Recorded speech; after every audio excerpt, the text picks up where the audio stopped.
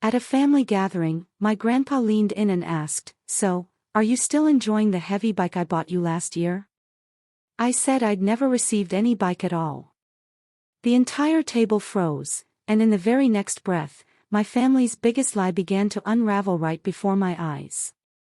Can you imagine the gut-wrenching shock when the people who are supposed to love you most, your own family, betray you so deeply they steal a gift meant for you, lie about it for years, and then watch your entire world crumble? Because that's exactly what happened to me, and it all unraveled over a heavy bike I never even knew existed. My name is Alex, and for as long as I can remember, I was the son nobody truly wanted around. This isn't some dramatic story of abandonment, it's far more insidious. It's the chilling tale of a family who simply decided I didn't matter enough. My parents, Laura and David, made it crystal clear who the favorite was. My sister, Chloe, 2 years younger, was the absolute princess of our house. She got the best toys, the designer clothes, the gushing words of encouragement, even for mediocre grades. Me? I could come home with a first-place medal from the Math Olympics and get a dismissive, "That's nice, but don't get cocky." It was a constant sting. I grew up drowning in comparisons. "Look how affectionate Chloe is," my mother would coo when I tried to hug her. "See how spontaneous and fun she is," my father would add whenever I attempted a joke or shared an interesting story. It felt like I was just a poorly made draft of the child they actually wanted, an afterthought. When I finished high school with top grades and got accepted into 3 different universities, my parents barely even looked up from the TV. "University is very expensive, Alex," my mother said without even glancing my way. "Besides, Chloe will need support when her turn comes. She has a bright future ahead." So, at 18, while Chloe received a brand new laptop to prepare for her college entrance exams, I started working at an electronics store. It wasn't my dream, not by a long shot, but it paid the bills. I organized products, served customers, even made some decent commissions. The work was exhausting, especially on crowded weekends. I'd come home with aching feet, hands dry from handling so many products, but there was a quiet dignity in it. I was building something for myself, on my own terms. Meanwhile, Chloe continued her princess life. At 20, she still hadn't worked a single day. Her afternoons were spent at the gym, her lunches at expensive restaurants, always with money for whatever she desired. My parents justified it. "She's preparing for the job market," they'd say. "And she's too young to worry about these things." But I couldn't shake the question, where was all this money coming from? My father was an accountant at a small company, my mother gave private English lessons. It simply didn't add up. The answer came when I was 19. My paternal grandfather, Arthur, called me. He had always been different. When I was a kid, he'd take me fishing, teach me to fix bikes, and genuinely listen to my dreams. "Alex, my boy," he said that day, "I'm moving to Portugal. Good job opportunity, a fresh start." A pang of sadness hit me, a familiar ache, but I understood. He'd been widowed 2 years prior. "But don't you worry," he continued, "I'll always take care of the family. Every month, I'll send money to help you all. I want you to be able to study, to have the opportunities you deserve." After he moved, things at home noticeably improved. My parents stopped complaining about bills. Chloe showed up in even more expensive clothes, and they even renovated the kitchen. When I asked about Grandpa Arthur's money, my mother simply said he sent an amount each month for general household expenses. I didn't push it. I had my job. But sometimes I wondered if some of that money, especially the part meant for my studies, should have been directed to me.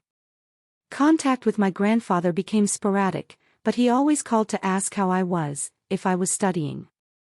I always told him I was fine, working hard. He seemed proud, but also worried. "You've always been a special boy, Alex," he'd tell me. "You have a good heart and a determination few possess." Don't let anyone make you feel like you're worth nothing. Those words were my anchor on difficult days. When I'd come home tired and hear my family belittling my job or my ambition, at least one person in the world believed in me. On my 23rd birthday, to my surprise, I found a small supermarket cake on the kitchen table. It wasn't much, but it was something. My parents and Chloe sang, "Happy Birthday," with the enthusiasm of people performing a boring obligation. "It's from Grandpa Arthur," my mother explained. "He asked us to organize something for you." I was touched. Even from afar, he remembered me. It was more than my own family usually did. We ate in silence, each lost in thought. Then everyone went back to their lives. But in the following weeks, strange changes began. My parents flaunted even more. My mother with a leather purse that cost more than my monthly salary. My father with a watch I'd seen for an absurd price. And Chloe, she was unbearable with her designer clothes and sneakers that cost a fortune. One day, I overheard my mother planning a trip. "It'll be just the three of us," she chirped. "A little getaway to relax at the beach. Everything's booked." When I found out, I wasn't invited. "No room for four," my father explained, shrugging. "And you have to work anyway, right?" They spent a week at a 5-star resort, posting photos of expensive meals and happy family moments.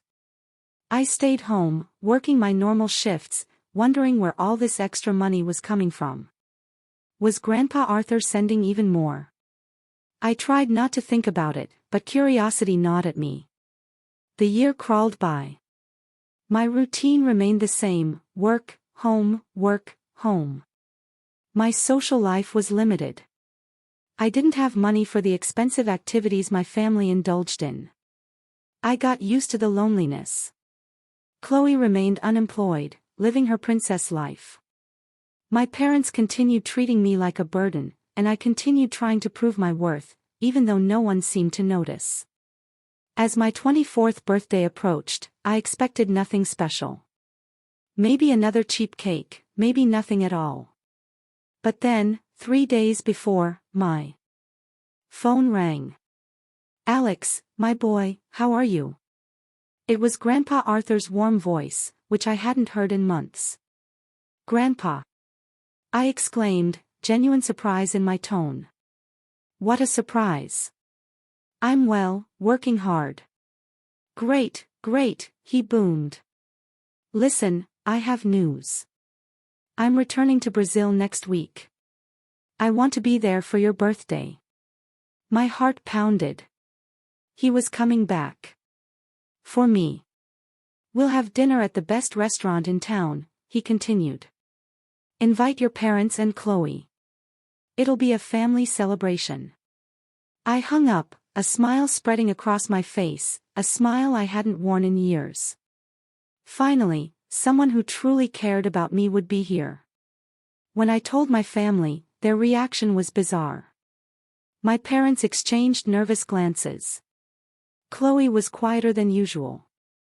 "That's good," my mother said, her voice strained. I didn't understand their discomfort. Grandpa Arthur was funding their lifestyle. Shouldn't they be thrilled? But I dismissed it. I was too busy imagining reuniting with the only person who had ever truly believed in me. The day finally arrived.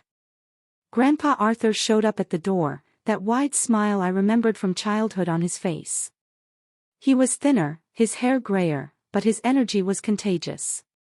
"My boy," he exclaimed, pulling me into a tight hug. "How you've grown. You're a grown man."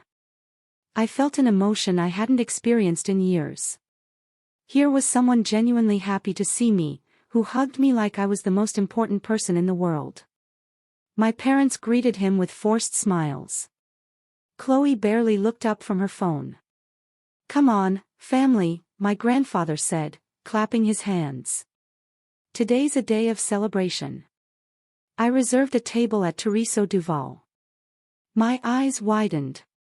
Terreso Duval was the fanciest restaurant in town, the kind of place where a single dish cost more than I earned in a day. During the drive, my grandfather peppered me with questions. He wanted to know about my work, if I was happy, my plans for the future. It was the first time in years someone had shown genuine interest in my life. "I'm very proud of you, Alex," he said, placing a hand on my shoulder. "Working hard since you were 18, supporting yourself. That shows character." From the back seat, I heard Chloe mutter, "Working at the mall isn't exactly impressive." My father chuckled. My mother sighed, annoyed. The restaurant was even more elegant than I'd imagined. Impeccable waiters, linen tablecloths, crystal glasses sparkling under candlelight. I felt out of place in my simple shirt and jeans. But my grandfather reassured me. "You look perfect, my boy. True elegance comes from within." Dinner was surreal. The food was incredible, each dish a work of art. My grandfather ordered expensive wine, making sure to include me in all the toasts. For the first time, I felt truly celebrated. But my family acted strangely. My parents spoke little, seeming nervous whenever my grandfather asked me a question. Chloe stayed glued to her phone, clearly bored. When they did talk, it always veered towards derogatory comments about me. "Another year at the mall, right, Alex?" Chloe said with that familiar tone of superiority. "When are you going to get a real job?" My mother laughed. "Yeah, at your age you should have more ambition." I felt my face flush with anger and shame. But my grandfather immediately cut in. "Ambition? This boy has been working since he was 18. While others his age are spending their parents' money, he's building his independence. That's much more than ambition. That's dignity." The awkwardness at the table was palpable. My parents lowered their eyes. Chloe finally put her phone away. Dessert arrived. A delicious tiramisu that cost more than my lunch for a week. It was then that my grandfather looked at me, that loving smile returning, and asked the question that changed everything. "By the way, Alex, tell me, how was the gift I sent you last year? Did you like it?" I was confused. "The gift?" "Yes, the birthday gift. Did you like it?" I thought of the cheap cake my parents had bought. "Oh, yes. Thank you for the cake, Grandpa. It was very thoughtful." My grandfather's smile vanished. He frowned as if something wasn't adding up. "Cake? What cake?" "The cake you asked them to buy for my birthday," I explained, a cold dread starting in my stomach. "Alex," he said, looking directly at my parents, his voice now dangerously low. "I didn't ask them to buy any cake." "What is this story?" My mother tried to intervene. "Dad, maybe there was a misunderstanding." "No," my grandfather said, raising a hand. "No misunderstanding. Alex, didn't you receive the heavy bike I sent you?" The world stopped. "Heavy bike? What heavy bike?" "The red Ducati I bought and had delivered to your house on your birthday. A brand new heavy bike with all the documents in your name." I felt the ground disappear beneath my feet.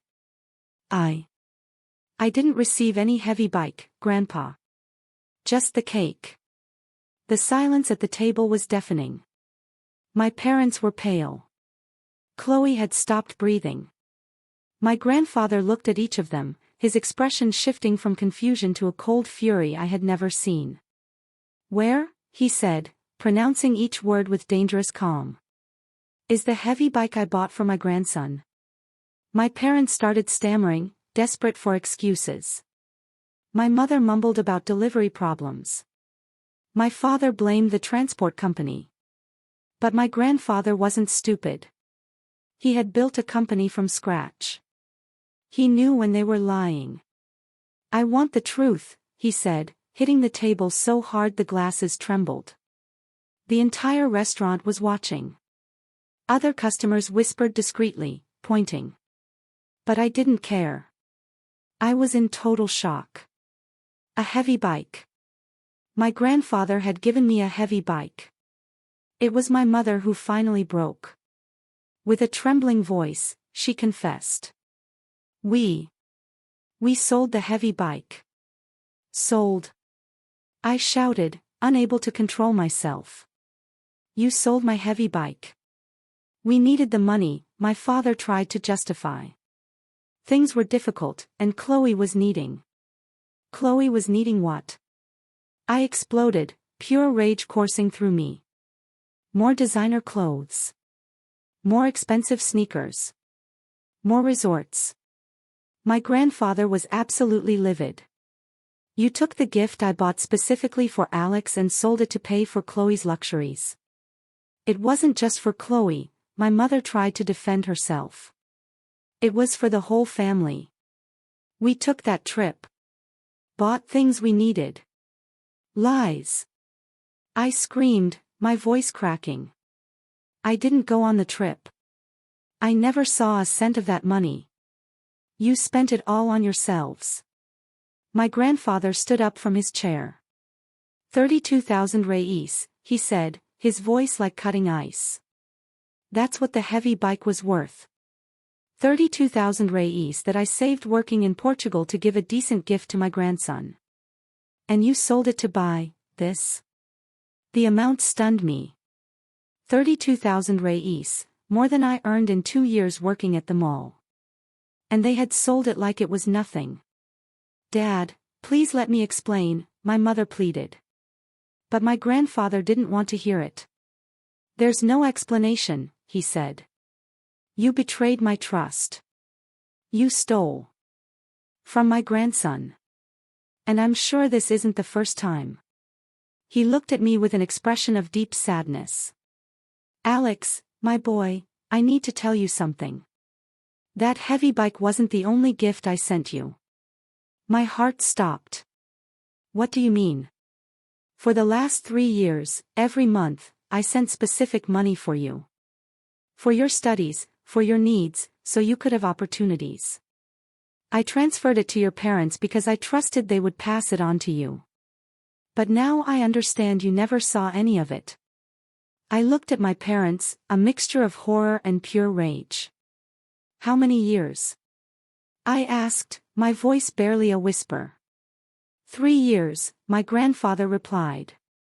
600 reis a month, plus household expenses. Money that was rightfully yours. I did the math quickly. 600 reis a month for 3 years, that's over 21,000 reis, added to the 32,000 from the heavy bike. They had stolen over 50,000 reis from me. You're thieves, I said, a coldness in my voice that even surprised me. Thieves from your own family. Chloe finally found her voice. Alex, don't be dramatic. That money helped the whole family. It helped you. I corrected. It helped pay for your clothes, your sneakers, your outings. I never saw a cent. I worked like a slave while you lived like royalty with money that was mine. My grandfather put his hand on my shoulder.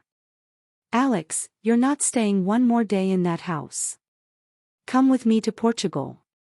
There you'll have the opportunities you deserve. I didn't think twice. When? Now. Today. Let's get your things and go to the airport. My parents panicked. Dad, you can't be serious, my mother cried. He's our son. Son? My grandfather laughed bitterly. You treated this boy like a stranger his whole life. You humiliated him, robbed him, despised him. And now you want to talk about being a son. He turned to me. The decision is yours, Alex. You can stay here and continue being treated like garbage, or you can come with me and have the life you always deserved. I looked at my family. My parents were desperate, but not out of love. They were afraid of losing the money my grandfather sent. Chloe seemed in shock, finally understanding that her princess life might be crashing down. I'm going, I said, standing from the table. I have nothing left here. My grandfather smiled for the first time since the truth had been revealed. Then let's go, my boy. Your new life starts now. As we left the restaurant, leaving my family sitting at the table with the bill to pay, I felt a relief I hadn't experienced in years. Finally, someone had seen the truth. Finally, I had a chance to be valued. Grandpa, I said as we walked to the car, thank you for believing in me. I always believed, he replied. And now you're going to see what it's like to have a real family. The trip to Portugal was like a dream. My grandfather had bought first-class tickets, and for the first time in my life, I felt truly cared for. During the flight, he told me about the new life that awaited me. I have a consulting company in Lisbon, he explained. I started small, but it's grown a lot. You're going to work with me, learn the business. You have a talent for this. You always did. When we arrived in Lisbon, I was impressed by his house. A mansion in an upscale neighborhood, impeccable gardens, a stunning view of the city. But what caught my attention most was the garage. Choose one, he said, pointing to a row of high-end motorcycles. The one that was yours is no longer there, but any of these can be yours. There was a metallic blue BMW S1000RR, a gleaming black Harley-Davidson Fatboy, and in the corner, a red Ducati Panigale that left me breathless. That one, I said, pointing to the Ducati. Good choice, my grandfather laughed. You have good taste. In those first days, I still couldn't believe the change. I had a room bigger than my parents' entire living room, a closet full of new clothes, and most importantly, respect. My grandfather consulted me on company decisions, valued my opinions, treated me as an equal. The work at the consulting firm was challenging but rewarding. I dealt with important clients, made complex analyses, and felt like I was finally using my potential. My salary was 10 times what I earned at the mall, and for the first time, I had money to do whatever I wanted. But the most important thing was the sense of belonging. My grandfather introduced me to friends as my grandson, the future of the company. He was proud of me, and that made all the difference. During the first few months, my phone rang constantly. Calls from Brazil, from my parents and Chloe. I ignored them all. I had nothing to say to them. They had robbed me, humiliated me, treated me like trash for years. Now that they no longer had my grandfather's money, they wanted to talk. My grandfather told me he had cut off all financial support the day after we left. They made their bed, he said. Now let them sleep in it. 6 months later, curiosity finally won. One night, after a particularly good day at work, I decided to answer one of the calls. It was my mother. Alex, thank God. Are you okay? We were so worried. I almost laughed. Worried? What do you want? We want to talk, son. You're our family. We miss you here. Family, I repeated the word like it was poison. Where was that family when I needed it? Where was it when you sold my heavy bike to pay for Chloe's princess life? Alex, please let me explain. We're going through difficulties. Without your grandfather's money, things got very hard. They're going to evict us next week. Now, I really laughed. And what does that have to do with me? You're our son. You have an obligation to help us. Obligation? I scoffed. What obligation do I have to you? You treated me like trash my whole life. Now you want me to be the good son who helps the family. I heard my mother start to cry. Please, Alex. We know we made mistakes, but we're your family. You can't leave us on the street. You left me on the street emotionally my whole life, I replied, my voice hard. Now experience what it's like literally. My father took the phone. Alex, stop this ingratitude. After everything we did for you. Everything you did for me. I exploded. You stole over 50,000 reais from me. You sold my heavy bike. You humiliated me. You treated me like a burden.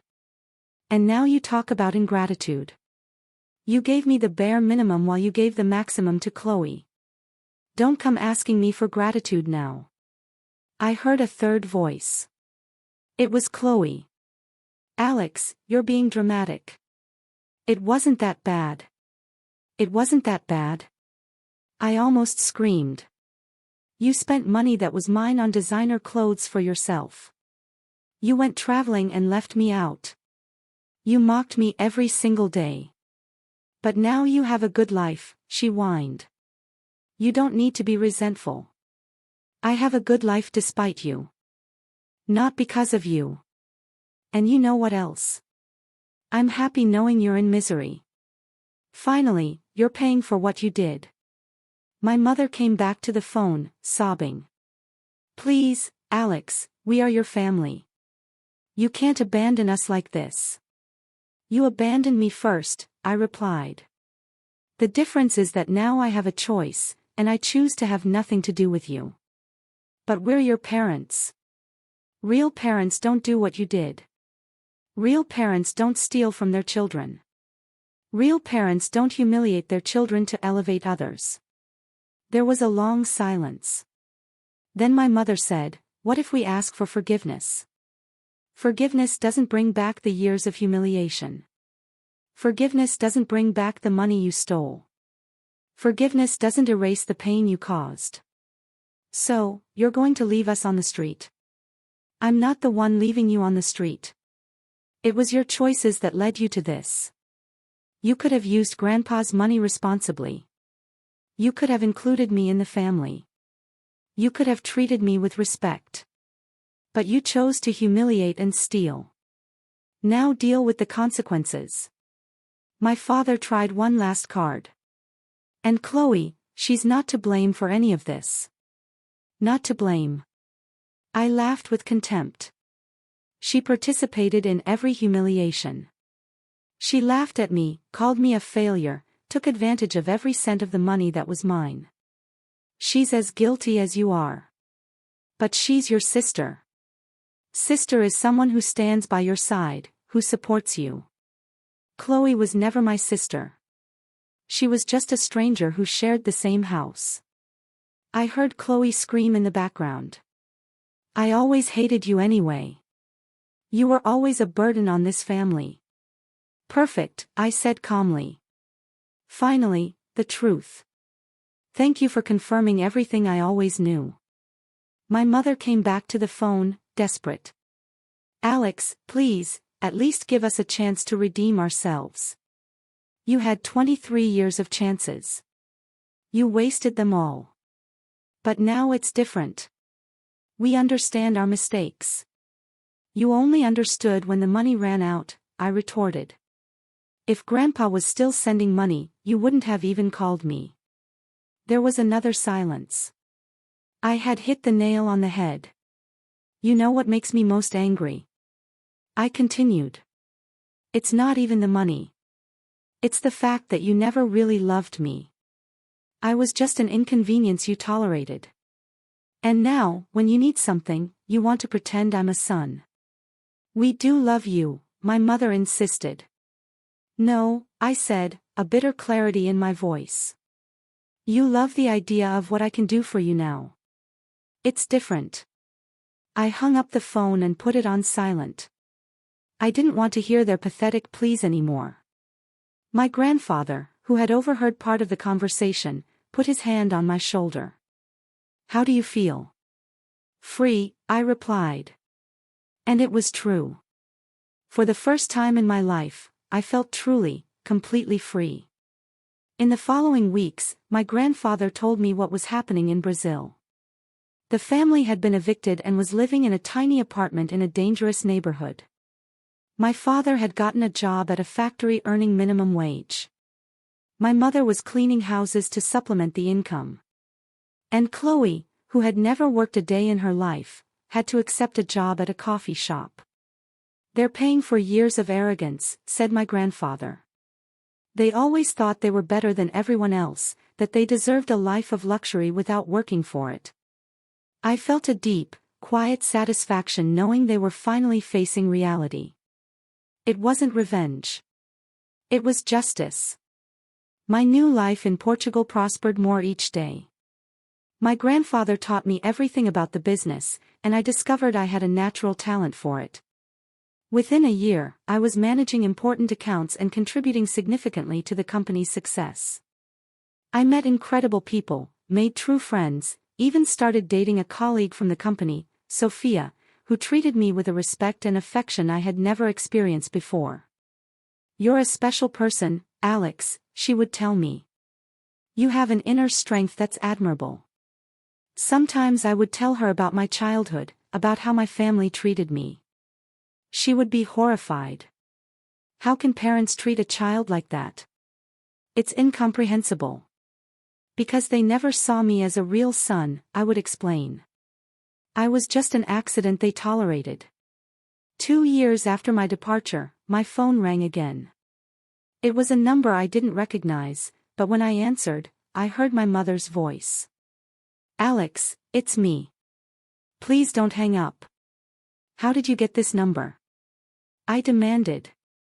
I asked an investigator to find you." "Alex, please, I need to tell you something important." Against my better judgment, I listened. "Chloe is sick. Cancer. She needs treatment, but we don't have money. She could die." I felt a knot in my chest, but not of pity. It was anger. "And what does that have to do with me?" "She's your sister. Even with all the problems, she's family." "No, she's not. She chose not to be when she spent years humiliating me." "Alex, please. She's sorry. She wants to talk to you." "I'm not interested." "How can you be so cold? It's a matter of life and death. She had a whole lifetime to treat me like a brother. She chose not to do that. Now, in her hour of need, she wants me to forget everything. But she's family. Family is someone who's by your side in good times and bad. Family is someone who supports you, loves you, respects you. You were never my family. You were just people who shared the same house with me." I heard a sob from the other side of the line. "Alex, I know we made mistakes. We all made mistakes. But please don't let your sister die." "She's not my sister," I repeated. "And even if she were, you taught me that family doesn't help family. After all, when I needed help, where were you?" I hung up the phone and never answered calls from that country again. 3 years passed. My life in Portugal was perfect. I had married Sophia. We bought a beautiful house in the center of Lisbon. And I had become a partner in my grandfather's company. We were rich, respected, happy. On a quiet Sunday, my grandfather called me to talk. "Alex, I have something to tell you. I received a call from Brazil yesterday." My stomach contracted. "How are they?" "Destroyed. Chloe died last week. Cancer. Your father had a heart attack after the funeral and is in the hospital. Your mother is alone, with no money for anything." I was silent for a long time. "Do you feel anything?" asked my grandfather. "No," I replied honestly. "Should I?" "There's no right or wrong here, Alex. They made choices. You made yours.